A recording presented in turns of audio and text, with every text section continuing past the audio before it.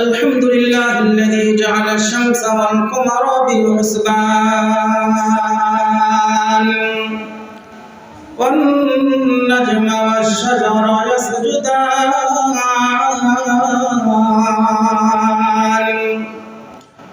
الذي فضل زمانا على زمان وعلى إنسانا على إنسان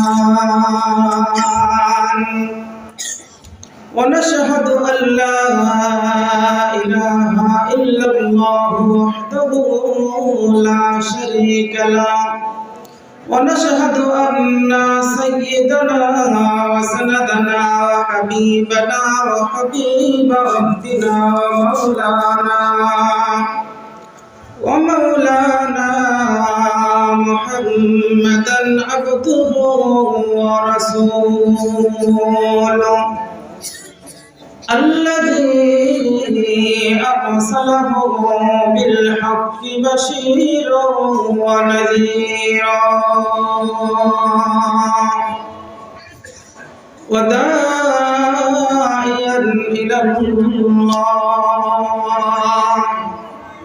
وداعيا إلى الله بإذنه وسراجا منيرا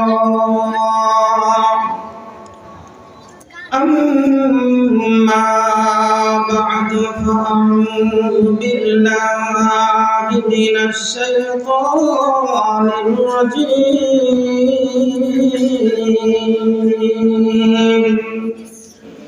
بسم الله الرحمن الرحيم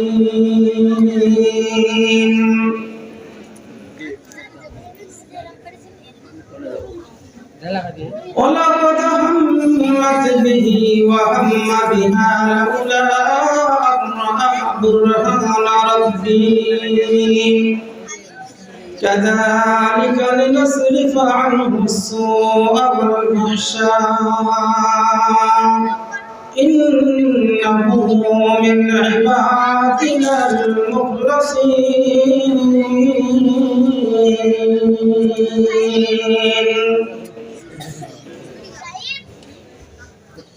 صدق الله مولانا العظيم وقال النبي صلى الله عليه وسلم سبعة يظلهم الله في ظله يوم لا ظل إلا ظله إمام عادل وشاب نشأ في عبادة الله ورجل قلبه معلق في المساجد ورجلان تحابا في الله اجتمع عليه وتفرقا عليه ورجل ذات امرأة شرف زمن وحمال فقال إني أخاف الله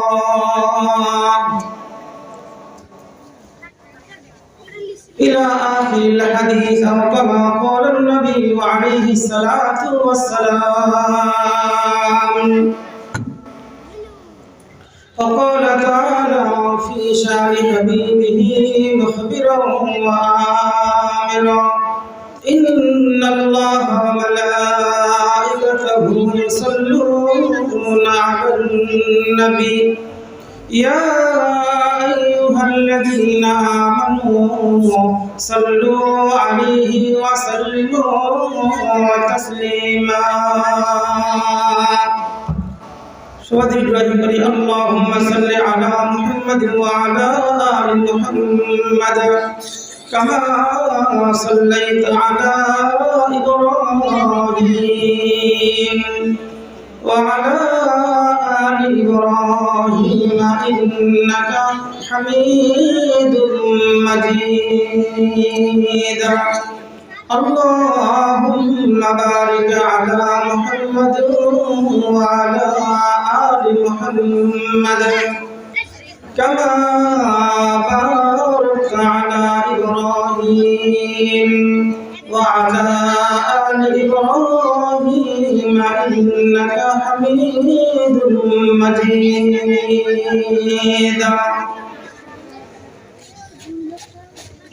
মুসলমান ঈমান হলে রাস্তা হবে সাগর জলে মুসলমান ঈমান হলে রাস্তা হবে সাগর জলে ইউসুফের মতো ঈমান হলে একে একে সব দরজা খুলে ইব্রাহিমের মতো ঈমান যদি আজ থাকে বিদ্যমান অগ্নিকাণ্ডে দেখতে পাবে সুন্দর একটি ফুল বাগান। আলহামদুলিল্লাহ, আল্লাহ রাব্বুল আলামিন আমাদেরকে অল্প সময়ের জন্য জান্নাতের বাগানের মতো বসার এবং কোরআন হাদিসের আলোচনা কিছু শুনবার মতো সুযোগ তৌফিক আল্লাহ রাব্বুল আলামিন দিয়েছেন। এই জন্য সবাই খুশি না বেজার? খুশি হলে পারে তাহলে পারে একটু বেশি নাচানাচি করার দরকার নাকি? নাচানাচি করা যাবে না। যে কাজ ভালো কাজ যদি আল্লাহ তাআলার পক্ষ থেকে তৌফিক হয় তো তৎক্ষণাৎ বান্দা কি করবে? আল্লাহ তাআলার শুকরিয়া আদায় করবে।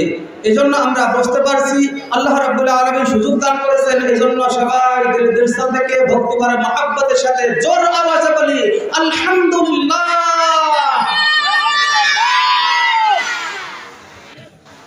লক্ষ সালাম করতে হোক আকামতারিদের মদিনা মুহাম্মদ মুস্তাফা নাম সাল্লাল্লাহু আলাইহি ওয়াসাল্লামের প্রতি, যেনাকে আল্লাহ রাব্বুল আলামিন সমস্ত মাখলুকাতের উপর সর্বশ্রেষ্ঠ করে বানাইছেন। সেই শ্রেষ্ঠ নবীর শ্রেষ্ঠ উম্মত আমরা হইতে পারছি। এই জন্য সেই শ্রেষ্ঠ নবীর উপরে দবাই দিলের থেকে ভক্তি ভরে মহব্বতের সাথে যেন আওয়াজে দুরূদ শরীফ পড়ে করি সবাই বলি সাল্লাল্লাহু আলাইহি ওয়াসাল্লাম।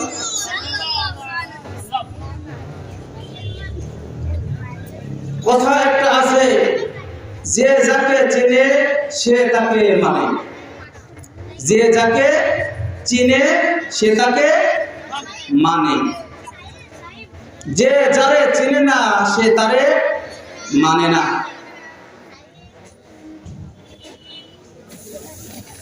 যে যারে চিনে সে তারে মানে, যে যারে চিনে না সে তারে মানে না।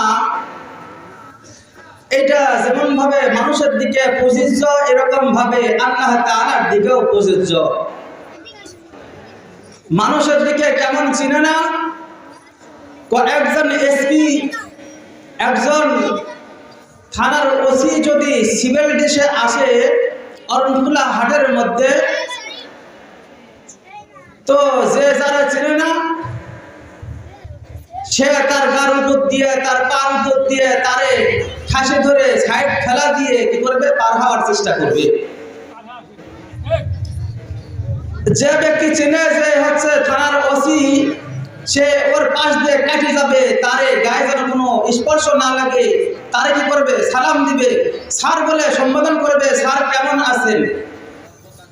যে যারে চিনে না সে তারে মানে না। প্রথম ব্যক্তি তাকে কি করছে? অ্যাবাউট করছে, তাকে ধাক্কা দিয়ে পার হওয়ার চেষ্টা করছে। দ্বিতীয় ব্যক্তি চেনে, এই জন্য ফাঁক দিয়ে গেছে, সালাম করছে। আল্লাহ রাব্বুল আলামিনকে যারা যত চিনে সে তত আল্লাহ তাআলার ইবাদতের মধ্যে মগ্ন হয়, আল্লাহ তাআলাকে ভয় করে।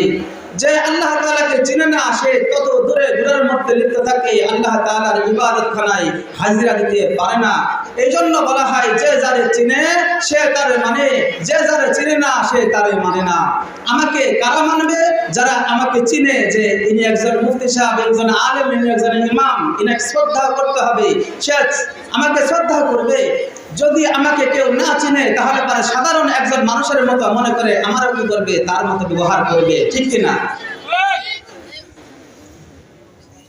এই মাহফিলে কারা আসছে? এই মাহফিলের ফজিলত যারা বুঝে। এই মাহফিলে আসে নাই কারা? এই মাহফিলের ফজিলত বুঝে নাই তারা। এই মাহফিলের ফজিলত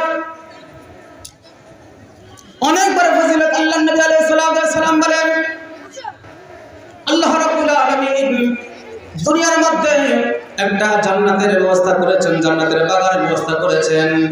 আল্লাহ নবী আলাইহিস সালাম বলেন, আমার সাহাবারা দুনিয়ার মধ্যে যত মানুষ আসবে সমস্ত মানুষদেরকে এই ওসিয়তটা করবে, এই খবরটা পৌঁছে দিবে, ইলা মারাতুম বিনাল জান্নাতি ফারতাউ ক্বালু ইয়া রাসূলুল্লাহ মা রিয়াজুল জান্নাহ ক্বালা ইলাকুল যিকরি। আল্লাহ নবী সাল্লাল্লাহু আলাইহি ওয়াসাল্লাম বলেন, ও আমার সাহাবারা, তোমরা আমার পরে যারা আসবে, তোমাদের পরে যারা আসবে, এই সমস্ত মানুষদেরকে একটা ওসিয়ত করে যাবে, নসিহত করে যাবে যে তোমরা যখন জান্নাতের বাগানের কাছে যাও তো জান্নাতের বাগানের মধ্যে একটু বিচরণ করবে।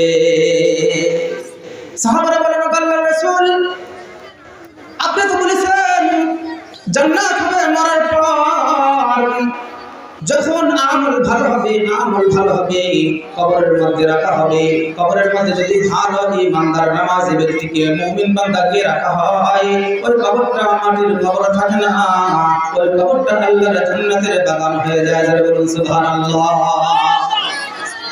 আল্লাহ নবী আলাইহিস সালাম বলেন, আল কবরু রাওযাতুম মিন রিয়াজিল জান্নাতি আও কবরাতুম মিন হুফারিন নার। ওই কবরটা মাটির ঘর, মাটির চতুর্পাশে মাটি, উপরে পাশে রেখাপাশে এই মাটির ঘর থাকবে না। মুমিন বান্দাকে যদি রাখা হয় তাহলে আল্লাহ তাআলা ওই ঘরটাকে জান্নাতের বাগান বানায় দেয়। এই কথা বলা যাবে না, চুপ, এক কথা হবে না, লক্ষ্য করে শুনতে হবে, কান দিয়ে শুনতে হবে। কি করতে হবে? কান দিয়ে শুনতে হবে।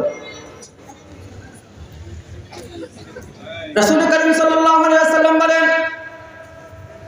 আও হুফরাতুম মিন হুফারিন নার, অথবা কবরটা হবে জাহান্নামের গর্ত সময়ের মধ্যে যে একটা গর্ত। আল্লাহর নবী সাল্লাল্লাহু আলাইহি ওয়াসাল্লাম বললেন, দুনিয়ার মধ্যে যখন জান্নাতের বাগানের কাছে যাও তো জান্নাতের বাগানের মধ্যে বিচরণ করো, একটা অবস্থান করো। সাহাবারা জিজ্ঞাসা করলেন, ও আল্লাহর রাসূল, দুনিয়ার মধ্যে জান্নাতের বাগান আবার কি? আল্লাহ নবী সাল্লাল্লাহু আলাইহি ওয়াসাল্লাম বললেন, হুয়া ইলাকুল যিকরি, যেখানে আল্লাহ তাআলার কালাম তেলাওয়াত করা হয়, যেখানে আল্লাহ রাব্বুল আলামিনের রাসূল সাল্লাল্লাহু আলাইহি ওয়াসাল্লামের হাদিস তেলাওয়াত করা হয়, এর তাফসীর করা হয়, ওয়াজ করা হয়, নসিহত করা হয়, যেখানে আল্লাহ তাআলার জিকির করা হয়, ওই মসজিদটা হলো দুনিয়ার মধ্যে আল্লাহর জান্নাতের বাগান। যারা বলুন সুবহানাল্লাহ।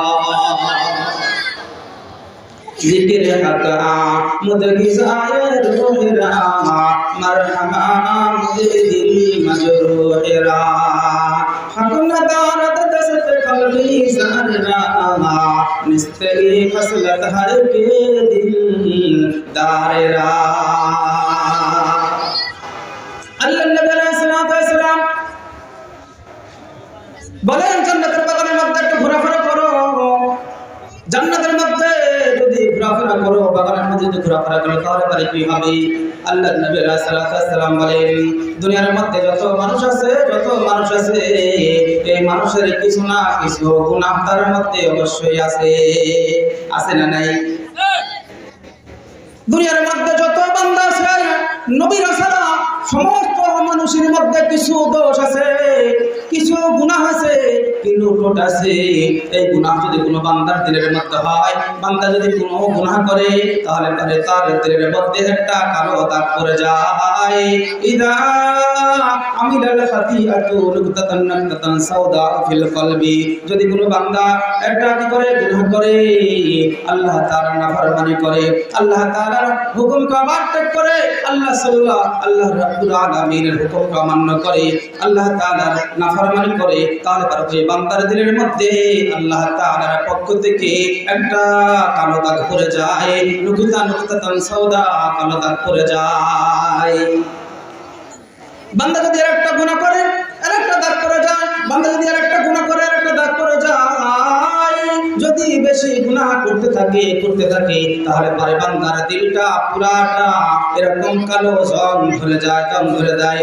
আল্লাহ নবী সাল্লাল্লাহু আলাইহি ওয়াসাল্লাম বলেন, ও দুনিয়ার মানুষেরা, যদি তোমাদের দ্বারা গুনাহ হয়ে যায় তাহলে পরে আল্লাহ তাআলা দুনিয়ার মধ্যে যত আবরণ দূর করার জন্য, কত কালো দাগ করার জন্য, যত জং দূর করার জন্য দুনিয়ার মধ্যে আল্লাহ রাব্বুল আলামিন ব্যবস্থা করেছেন। যদি জামা কাপড় ময়লা হয়ে যায় তাহলে সাবান আছে, কি আছে? সাবান আছে, বিভিন্ন সাবানের প্রকার আছে।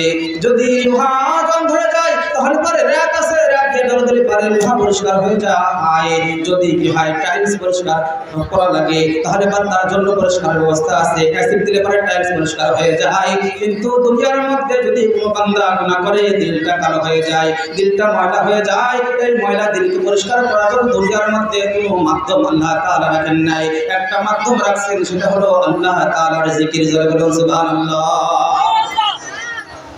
রাসূল করিম সাল্লাল্লাহু আলাইহি ওয়াসাল্লাম বলেন, লিকুল্লি শাইইন সিকালাতুন ওয়া সিকালাতুল কুলুবি যিকরুল্লাহ।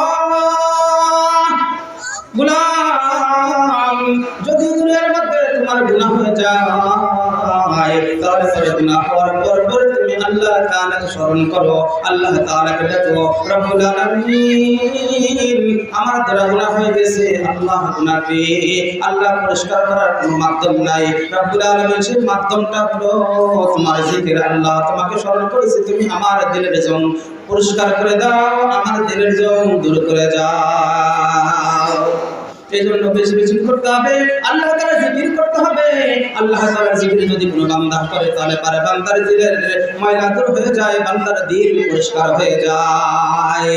হাসরের ময়দানে আল্লাহ রাব্বুল আলামিন বলেন, যত দুনিয়ার মানুষ আছে সমস্ত মানুষ হাসরের ময়দানে উপস্থিত হবে। এই হাসরের ময়দানে উপস্থিত হওয়ার পর ওই সমস্ত মানুষের আল্লাহ তাআলার কাছে সম্মানিত হবে, ওই মানুষ সময় আল্লাহ তাআলার কাছে ইজ্জত পাবে, ওই সমস্ত মানুষের আল্লাহ তাআলার কাছে ডান হাতে আমল হবে, জান্নাতের ব্যবস্থা হয়ে যাবে, জান্নাতে যেতে পারবে।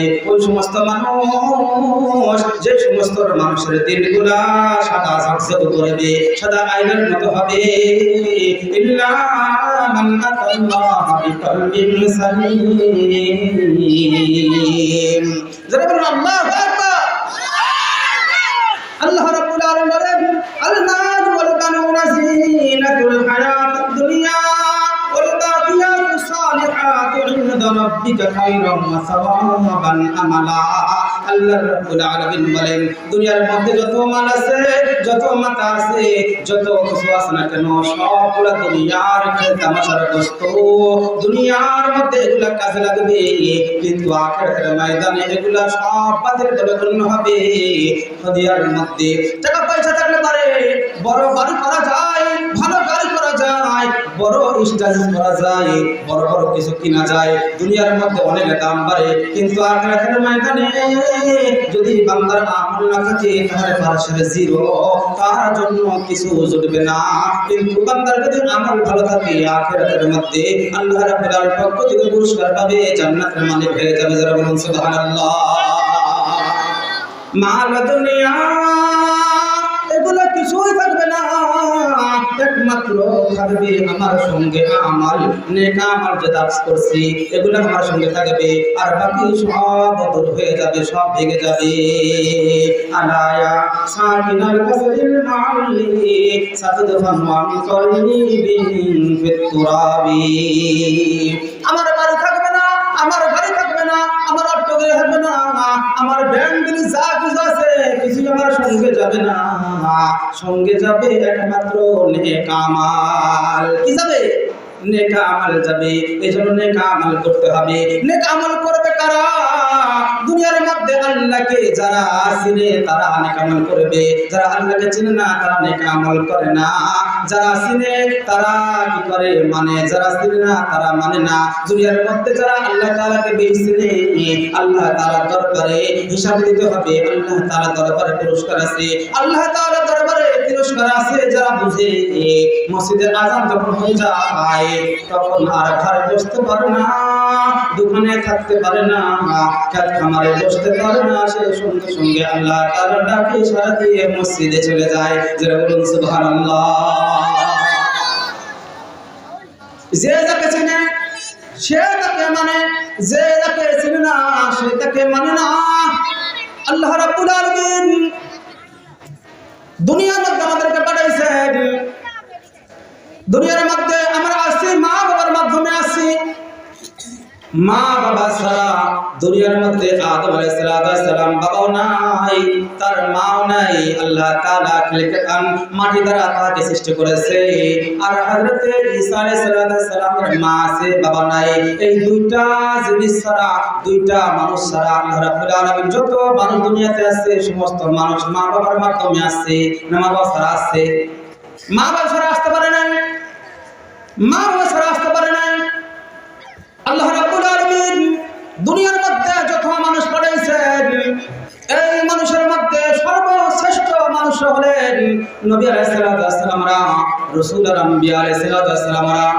আল্লাহ রাব্বুল আলামিন যত মানুষ পাঠাইছেন, যত নবী পাঠাইছেন, সমস্ত নবীদের মধ্যে সবচেয়ে বেশি সম্মানিত, সবচেয়ে বেশি মাহবুব আমার আল্লাহর কাছে আমাদের নবী মুহাম্মদুর রাসূলুল্লাহ সাল্লাল্লাহু আলাইহি ওয়াসাল্লাম। আল্লাহ রাব্বুল আলামিন হযরত আদম আলাইহিস সালামকে পাঠাইছেন দুনিয়ার মধ্যে। জান্নাতের মধ্যে আল্লাহ রাব্বুল আলামিন আদম আলাইহিস সালামকে যখন রাখলেন, রাখার পরে আল্লাহ রাব্বুল আলামিন হুকুম করলেন আদম আলাইহিস সালামকে, ইয়া আদম উসকুন আনতা ওয়া যাওজুকাল জান্নাতা ওয়া কুলা মিনহা রাগাদান হাইতু শি'তুমা ফালা তাকরাবা হাযিহিশ শাজারাতা ফাতাকুনা মিনাত তালিমিন। আল্লাহু আকবার। আল্লাহ রাব্বুল আলামিন আদম আলাইহিস সালামকে জান্নাতের মধ্যে রাখলেন। জান্নাতের মধ্যে থাকার পরে আল্লাহ হুকুম করলেন, ইয়া আদম উসকুন আনতা ওয়া যাওজুকাল জান্নাহ, জান্নাতের মধ্যে থাকো তুমি আর তোমার বিবি হাওয়া আলাইহিস সালাম, আর যা কিছু আছে জান্নাতের মধ্যে সব কিছু খাও, যেখানে ইচ্ছা সেখানে যাও। লা তাকরাবা হাযিহিশ শাজারাতা, এই গাছের কাছে যাবে না। যদি গাছের কাছে যাও তাহলে তুমি আমার হুকুমের অবাধ্যকারী হিসাবে আমার কাছে গণ্য হবে। হযরত আদম আলাইহিস সালাম জান্নাতের মধ্যে থাকলেন, জান্নাতের মধ্যে খাইলেন, কত আরাম আর আরাম। সেখানে কোনো পায়খানা নাই, সেখানে কোনো পিশাব নাই, যেখানে কোনো চিন্তা নাই, কোনো পেরেশানি নাই। আদম আলাইহিস সালাম খাইতেছেন আর ঘুরতেছেন, যা কিছু দেখার দেখতেছেন। শয়তান বসে নাই, শয়তান ধোঁকা দেওয়া আরম্ভ করেছে। হযরত হাওয়া আলাইহিস সালামের কাছে যায় বলে, ও আদম, ও হাওয়া, আল্লাহ তাআলা তোমাদেরকে কি বলেছে? হাওয়া আলাইহিস সালাম বলেন, আদম আলাইহিস সালাম বলেন, তোমাদেরকে কি বলেছে? কয় বলছে, যেখানে ইচ্ছা সেখানে যাও, যা ইচ্ছা তা খাও, তোমাদের কোনো টেনশন নাই, পেরেশানি নাই। আর কি বলছে? কয় এই গাছটার কাছে যাইতে নিষেধ করেছে। কয় এই গাছটার কাছে গেলে কি হবে? কয় গাছটার কাছে গেলে পরে আল্লাহ তাআলার হুকুমের অবাধ্য করা হবে। কয় কেন করে বলছে? জানো, তুমি জানো কেন বলছে এই কথা?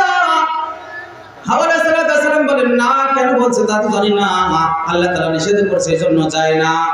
এই জন্য যদি যাও, এই জন্য বলছেন যদি তুমি এই গাছের ফল খাও তাহলে পরে কোনোদিন তোমাকে দুনিয়াতে যাইতে হবে না, জান্নাত থেকে বাইরে হইতে হবে না। এই জন্য আল্লাহ তাআলা নিষেধ করেছে তুমি যদি এই গাছে খাও, এই গাছের ফল খাও, তাহলে পরে কোনোদিন তুমি জান্নাত থেকে বাইরে হবে না। তো জান্নাত তো শান্তির জায়গা। হাওয়া আলাইহিস সালাম বলছেন জান্নাত তো শান্তির জায়গা, এখান থেকে আবার বাইরে যদি যাইতে হয় তাহলে তো বেকায়দা। আর এই গাছের ফল খাইলে যদি না যাইতে হয় তাহলে বলতো ফল খাওয়াই ভালো। ফল খাইছে হাওয়া আলাইহিস সালাম, খাইয়ে আদম আলাইহিস সালামকে বলছে, দেখো আমি তো খাই ফেলেছি, এখন তুমি যদি না খাও তুমি থাকবে জান্নাতে, আমি থাকবো বাইরে, তাহলে তো হবে না, দুইজনা এক জায়গায় থাকা লাগবে, দুজন তুমিও খায়। হযরত আদম আলাইহিস সালাম খাইলেন। আল্লাহ রাব্বুল আলামিন বললেন, আদম তোমাকে আমি নিষেধ করেছি তুমি এই গাছের ফল খাবে না, তুমি এই গাছের ফল কেন খাইলে? এই ফল খাওয়ার কারণে এখন তোমাকে রাখা যাবে না। ক্বালা বিতু মিনহা জামিআ, সব এখান থেকে বাইরে হয়ে যাও। বাইরে হয়ে গেল। দুনিয়াতে আসলেন হযরত আদম আলাইহিস সালাম। দুনিয়ার মধ্যে স্মরণ দিন শ্রীলঙ্কার মধ্যে হযরত আদম আলাইহিস সালামকে নামাইলেন। আদম আলাইহিস সালামকে নামাইলেন। হযরত হাওয়া আলাইহিস সালামকে জিদ্দা শহরে নামাইলেন। দুইজনকে নামাই দিলেন। জান্নাত থেকে হযরত হাওয়া আদম আলাইহিস সালাম কান্না করেন, হযরত হাওয়া আলাইহিস সালাম কান্না করেন। তার কারণ দুনিয়ার মধ্যে কোনো সাথী তাদের নাই। জান্নাতের মধ্যে তো তারা দুইজন সাথী ছিল, এখন দুইজন সাথী ছাড়া কোনো দুনিয়ার মধ্যে মানুষ নাই। দুইজন ছাড়া দুইজন কাঁদেন। হযরত আদম আলাইহিস সালাম কাঁদতেছেন, একদিন নয় দুই দিন নয়, কাঁদতেছেন কাঁদতেছেন 350 বছর ধরে কান্না করলেন আল্লাহ তাআলা দরবারে, আল্লাহ তাআলা দরবারে, আল্লাহ রাব্বুল আলামিন দরবারে কান্নাকাটি করলেন। একদিন হঠাৎ করে আদম আলাইহিস সালাম আসমানের দিকে তাকাইলেন, আসমানের তাকানোর পরে আল্লাহ রাব্বুল আলামিন জমিন থেকে শুরু করে আসমানের সমস্ত দরজা খুলে দিয়ে হযরত আদম আলাইহিস সালামকে আল্লাহ তাআলার আরশে আজিম দেখার সুযোগ করে দিলেন। যারা বলুন সুবহানাল্লাহ। আরশে আজিম করে দেখলেন, দেখার পরে আদম আলাইহিস সালাম বলতেছেন, ও আল্লাহ, দুনিয়ার মধ্যে ভুল করার কারণে চলে আসছি রব্বুল আলামিন, আমি দুনিয়া থেকে তোমার আরশে আজিম দেখতে পাচ্ছি। রব্বুল আলামিন, তোমার আরশে আজিমের গায়ে একটা নাম তোমার নামের পাশে লেখা আছে রব্বে কারীম, ওই নামের ওসিলা করে বলতেছি তুমি রব্বুল আলামিন আমার লফজকে ক্ষমা করে দাও। আরশে আজিমের গায়ের মধ্যে পায়ের মধ্যে লেখা আছে লা ইলাহা ইল্লাল্লাহু মুহাম্মাদুর রাসূলুল্লাহ, সাল্লাল্লাহু আলাইহি ওয়াসাল্লাম। तकबीर में कलमा में नज़ाम, तकबीर में कलमा में नमाज़ों में अज़ाम, हर नाम इलाही से मिला नाम मोहम्मद, हर नाम इलाही से मिला नाम मोहम्मद। अल्लाह रब्बुल आलमीन জান্নাতের মধ্যে প্রত্যেকটা গাছের পাতায় পাতায়, প্রত্যেকটা ফলে ফলে, প্রত্যেকটা জান্নাতের দরজায় আমার আল্লাহর নামের সঙ্গে মুহাম্মদুর রাসূলুল্লাহ সাল্লাল্লাহু আলাইহি ওয়াসাল্লামের নামটা লিখে রাখছেন। যারা বলুন সুবহানাল্লাহ। আদম আলাইহিস সালাম আল্লাহ রাব্বুল আলামিন বললেন, আদম, তুমি যদি দুনিয়া যখন গেছিলা, তারপরে যদি আমার নামের সঙ্গে যার নামটা সংযুক্ত আছে, আমি যাকে সব মহব্বত করি, এই নামের ওসিলা দিয়ে তুমি দোয়া করতে, তো তখন আমি রব্বুল আলামিন তোমাকে মাফ করে দিতাম। আদম আলাইহিস সালাম কাঁদলেন, 350 বছর কাঁদলেন। তার কারণ আদম আলাইহিস সালাম আল্লাহ তাআলাকে চিনেন, আল্লাহ তাআলার হুকুমে অবাধ্য করে ফেলেছেন, এই জন্য আল্লাহ তাআলার কাছে কাঁদছেন। আমরা চিনি না, এই জন্য আল্লাহ তাআলার দরবারে কাঁদাও জানি না। আমরা অনেক গুনাহ করি। আদম আলাইহিস সালাম তো গুনাহ করেছিলেন না, একটা মাত্র একটা গাছের নমুনায় একটা গাছ ছিল, এই গাছের খান নাই, অমুক গাছের খাইছেন, এই জন্য কি হয়েছে, হুকুমের লজ্জাস হয়ে গেছে, এই জন্য কাঁদছেন, 350 বছর কাঁদছেন।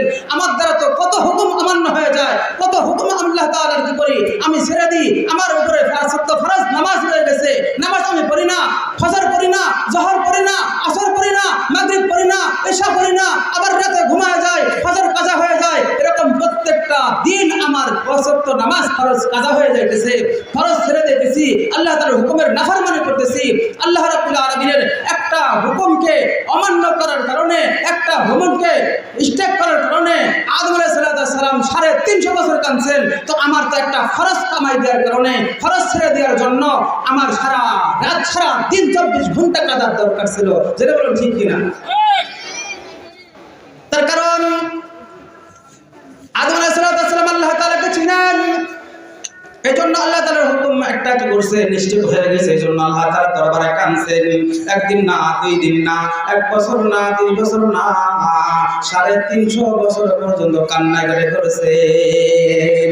আল্লাহ তাআলার পক্ষ থেকে যখন মাফের ঘোষণা এসে গেছে, আল্লাহ রাব্বুল আলামিন দরবারে করেছেন। আল্লাহর রাসূল সাল্লাল্লাহু আলাইহি ওয়াসাল্লাম বলেন, আদম আলাইহিস সালাম আমার নামের ওসিলা করে আল্লাহ তাআলা দরবারে হাত দুটো তুলে দিয়ে বলছেন, রব্বানা যালামনা আনফুসানা ওয়া ইল্লাম তাগফির লানা ওয়া তারহামনা লানাকুনান্না মিনাল খাসিরিন। হে আল্লাহ, আমার ভুল হয়ে গেছে, রব্বুল আলামিন তুমি আমাকে মাফ করে দাও। যদি আমাকে মাফ না করো তো আমি তো ক্ষতিগ্রস্তদের অন্তর্ভুক্ত হয়ে যাব। রব্বুল আলামিন ফাতাবা আলাইহি, রব্বুল আলামিন তার তওবা কবুল করে কি করেছেন? মাফ করে দিয়েছেন, মাফ করে দিয়েছেন। তো আমাদের যখন ভুল হবে তখন কার কাছে মাফ চাইতে হবে? জোরে বলেন, আল্লাহর কাছে মাফ চাইতে হবে। রব্বুল আলামিন আমাকেও মাফ করে দাও, আমাকেও মাফ করে দাও। আমার দ্বারা অনেক ভুল হইতেছে, আমার দ্বারা ভুল হইতেছে, এজন্য আমার দ্বারা ভুল হইতেছে। আল্লাহ তাআলার কাছে মাফ আমাকে চাইতে হবে। আল্লাহ রাব্বুল আলামিন আমাদেরকে মাফ করার জন্য তৈরি হয়ে আছেন। সমস্ত সব সময় সাহায্য চাইতে হয়। কার কাছে চাইতে হয়? জোরে বলেন, জোরে বলেন, কার কাছে চাইতে হবে? সাহায্য যদি চাইতে হয় তাহলে আল্লাহর কাছে চাইতে হবে। আল্লাহর রাসূল সাল্লাল্লাহু আলাইহি ওয়াসাল্লামকে আল্লাহ রাব্বুল আলামিন কোরআনে কারীম নাযিল করে জানায় দিয়েছেন, ইহদিনাস সিরাতাল মুস্তাকিম ইয়াকা না'বুদু ওয়া ইয়াকা নাস্তাঈন। যে আল্লাহ রাব্বুল আলামিন তোমাকে সৃষ্টি করেছেন, সেই রাব্বুল আলামিনের কাছে তুমি করো, সাহায্য তলব করো, সাহায্য চাও। আল্লাহ রাব্বুল আলামিন তোমাকে সাহায্য করবে, তোমাকে সাহায্য করবে। ইজা ইসতানতা ফাস্তাইন বিল্লাহ, যখন তুমি সাহায্য চাও কার কাছে চাইতে হবে? আল্লাহর কাছে চাইতে হবে, আল্লাহর কাছে চাইতে হবে। আল্লাহ রাব্বুল আলামিন সর্বদিক দিয়ে সাহায্য করবেন, সর্বদিক দিয়ে সাহায্য করবেন। হযরত ইউনূস আলাইহিস সালাম, হযরত ইউনূস আলাইহিস সালাম নিনওয়া এলাকার জন্য নবী ছিলেন।